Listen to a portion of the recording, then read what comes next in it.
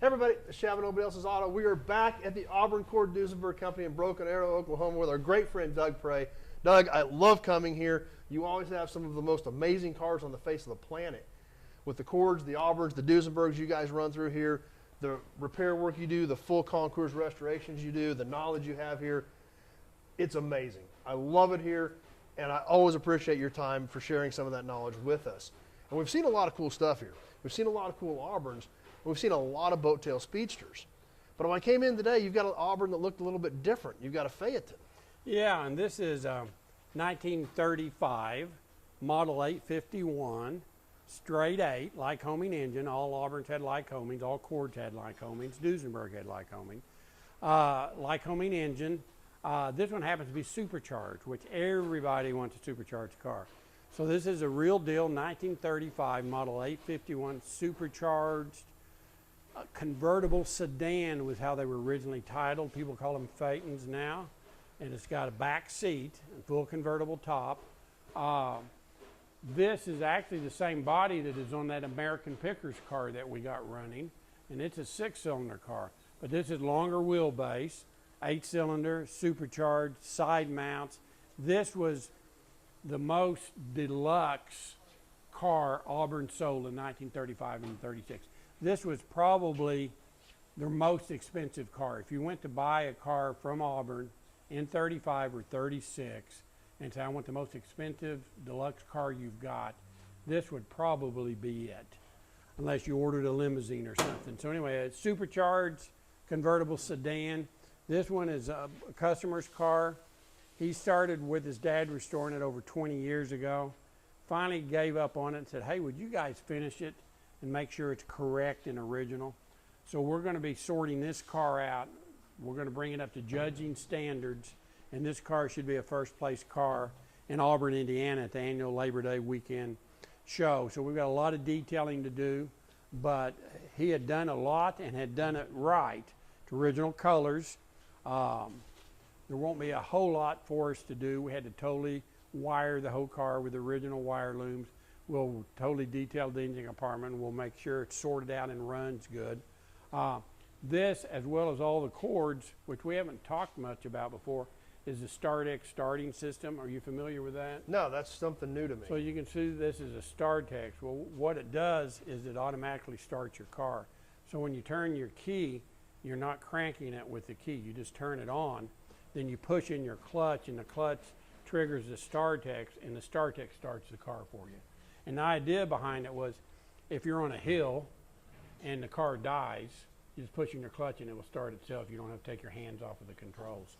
So the StarTech system was used on a lot of cars, and it's kind of interesting, but they're also kind of a problem area. If they don't work right, then you've got to figure it out. Sometimes people bypass them and just use a modern solenoid. But we're going to put this one back with its original StarTech system. Again, for judging, you have to do that. So this car, I don't know if it'll make it to Auburn this year. It possibly could. It's got a ways to go because it still has to have an interior built for it and a top built for it.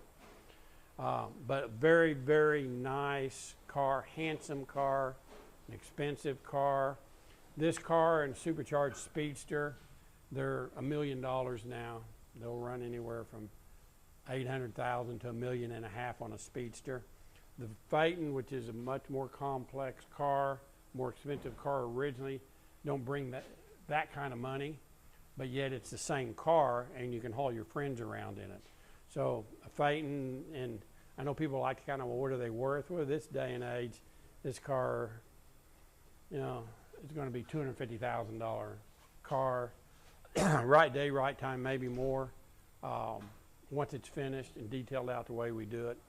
But a restoration on a car like this can cost you $300,000, $400,000 to make them right. And this car will be right. It is a very, very correct, original 35 supercharged convertible sedan. Notice they have a spare tire on the right and the exhaust pipes, 4 pipes coming out with a supercharged exhaust manifold, and you can see the supercharger there. Because this had the pancake supercharger that looks very similar to the Cord ones we've looked at. Very similar. Yep, very similar. And then your exhaust just literally ran right around it, right out the side. Right, and you can see it's kind of a tight fit to get it all in there. Yeah. But Supercharged added horsepower. Again, probably about the same as a Cord, 125 horsepower without the Supercharger, maybe 150, 160 horsepower with a Supercharger. A little bit of debate on that, but Supercharged straight out, this car runs down the road good. It's fun to drive. It's solid, handles good. Of course, you don't have power brakes or power steering, but they steer amazingly well. The brakes are very adequate. It's got really good horns on it, so if your brakes aren't adequate, you can honk the horn. But this will be a show winner. But it's been sitting in storage for the last few years, ready to be finished. Well, and that's what you guys do. You know what they take. You know where the details need to be. You know the attention to detail to do these cars correctly. And since you guys are the factory, you have the parts, the knowledge, the documentation to do this correctly. Yep. Well, and it will be done right. That's one thing we do. And that's why the cars come here, because we know what is correct on Auburn Cords and Duesenbergs, and we can look at it. And so some of your purists are going to see this and go, oh, well, the spark plug wires are the wrong color, or that's the wrong air cleaner. All those things we know. By the time it goes to be judged, every little detail will be corrected and done right down to every part number and every nut, bolt, and screw. Things that get, it's like if you look at a head bolt, it'll have a W on it.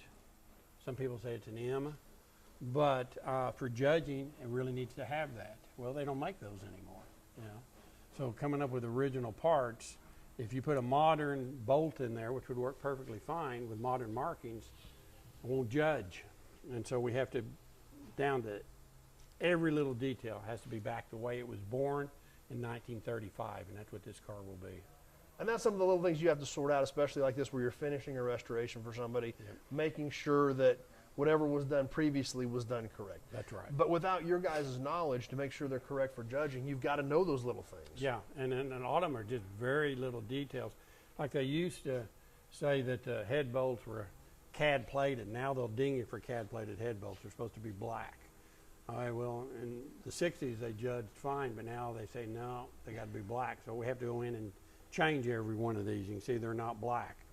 So we'll have to change every one of them. The wiring, the oak-colored wiring is correct for Auburn. On Cord, they made us change them and say no, they were always black. I don't know if that's true or not, but judging standards say Cord has to be black. Auburn can be oak-colored. But everything down to the right hose clamps and every nut, bolt, and screw has to pass originality inspection. And this car will get there. It will score very high. Well, and that's the thing that 64 years of experience brings. Yeah. Your dad bought the factory in 1960. You guys have been here ever since, and this has been the life of this facility since 1960 is Auburn's Cords and Duesenbergs, and that's what's amazing about it. Well, and there's so many, idiosyncrasies to these cars and what's correct and how do you do it. And I get the guys out in the shop all the time asking me, well, how do I take this apart? What is correct? So a question I just got yesterday is one of the headlights didn't work. Well, how do you take the lens out? So, well, look at that. How do you take it out? Average person. We have those headlights sent to us because people keep breaking them trying to figure out how to take them apart. I mean, we're used to having a trim ring around the outside edge that you take off, but this is one piece pod. There's no trim ring. No trim ring. And so really, once you know how to do it, it's not that difficult, but basically you have to take it, and there's springs behind it, and you push it in against those springs, and then you twist it sideways, and then you have somebody else kind of squeeze the headlight and warp it, and then you get it out. It's not, you've got to know what you're doing. So you're saying there's a trick to it. There's a trick to it. And you probably don't want to break them. And the lenses are $1,000 a piece. So. So breaking them is not a good idea. Yeah, so you don't want to break one. Yeah, you don't want to break one. Well, we get calls pretty regular. Do you happen to have a headlight lens? And well, you were trying to take it out and didn't know what you were doing. Well, this one's going to be an amazing car. It will be. It'll be a beautiful car. And it's very interesting because you almost always have boat tail speedsters in here. You've got a few in here right now, but we've seen a lot of them here over the years. But I don't think we've ever really seen one of these in here.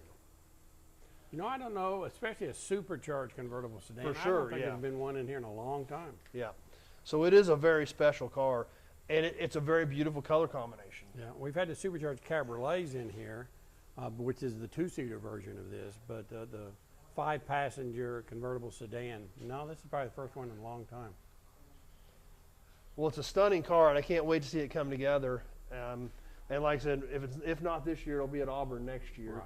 And very deserving so that it should be there for a car like this, but it is amazing. If we could get interior in it, we could possibly make it, but again, we don't own our own trim shop anymore, and so the high-quality trim guys are all really backed up to do the kind of work we need, so I don't think we'll be able to get interior in it by Auburn, but we might. We'll take it a day at a time. Well, it's an amazing car, and once again, Doug, thanks for sharing it with us. Thanks for sharing your knowledge. Every time we look at something different, we all learn something. That's what's great about this. And once again, I super appreciate your hospitality, sharing all this stuff with us. We've seen some amazing stuff today, and there's more around here to come. So, Doug, once again, thank you, sir. All right. I appreciate it. Appreciate you. Let's go check some other stuff out. Okay, thanks.